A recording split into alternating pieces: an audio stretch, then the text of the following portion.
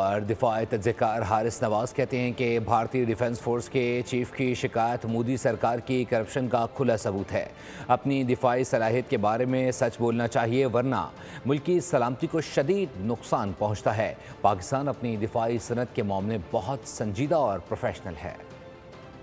بات یہ ہے کہ بھارتی چیف آف ڈیفنس اسٹاف اتنے بڑے کمانڈر اگر کھلم کھلا ٹی وی کے اوپر اپنی شکایت کر رہے ہیں ملک کی انڈسٹری کے اوپر تو آپ اور کرپشن کے اوپر اور ڈیفنس انڈسٹری کی سرموری کے اوپر، تو آپ اس سے اندازہ لگائیں کہ اس ملک کی فوج، اس ملک کی کمانڈ اور اس ملک کے جو لیڈرشپ ہے وہ ان کی کرپشن کا کیا حال ہوگا۔ خاص طور پہ جب وہ یہ کہتے ہیں کہ ہم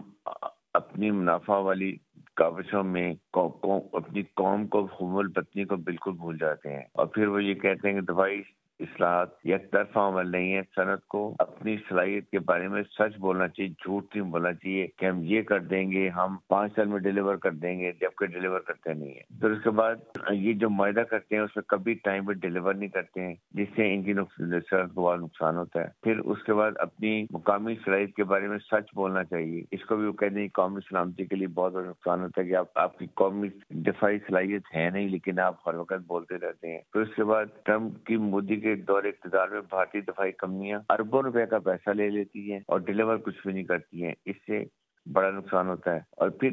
دیکھیں بھارتی سی ڈی ایس ہے، بہت سینئر افسر ہے، وہ بھارتی فوج کی داخلی بد انتظامی ناقص پلاننگ کو بھی بات کرتا ہے، کرٹیسائز کرتا ہے اور کھلم کھلا کہتا ہے کہ جی ہماری انڈسٹری اس قابل نہیں ہے، وہ ڈیلیور نہیں کرتی ہے، کوئی چیز ٹائم پر ہمیں ڈیلیور نہیں ہوتی جو وعدہ کیا جاتا ہے، جس سے ہماری دفاعی صلاحیت کو بڑا فرق پڑتا ہے۔ آن دا کنٹری آپ پاکستان کو دیکھیں کہ پاکستان نے J-10 J-17 کتنے سوفسٹیکیٹڈ انڈیجنسلی پروڈیوس جو جہاز بنائے ہیں۔ اس کے بعد ہماری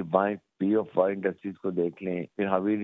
ریویل فیکٹری کو دیکھ لیں جہاں ٹینک ہمارے بنتے ہیں، کس طریقے سے منظم طریقے سے ہماری مسلح افواج میں ہماری دفاعی صلاحیت کا اضافہ ہو رہا ہے، دفاعی پروڈکشن کا۔ میرے خیال میں یہ فرق ہے، اس لیے مار کے حق میں فیلڈ مارشل ریاست منیر نے ان کو اتنی بری طرح شکست دی، کیونکہ ان کی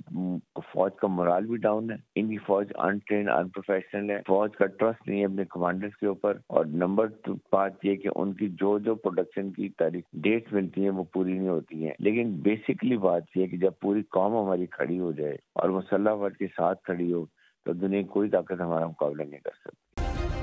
سبسکرائب کریں اور بیل دبائیں تاکہ کوئی خبر رہ نہ جائے۔